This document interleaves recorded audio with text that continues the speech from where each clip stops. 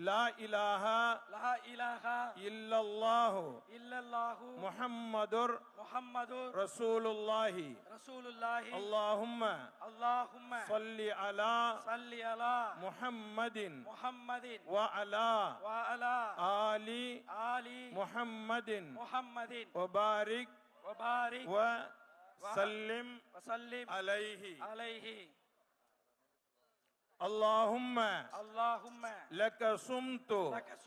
وبك آمنت وعليك توكلت وعلى رزقك أفطرت فتقبل مني يا الله உனக்காகவே நோன்பு நோற்றோம் உன்னுடைய அருளாலேயே நோன்பை திறக்கின்றோம் எங்களுடைய நோன்பை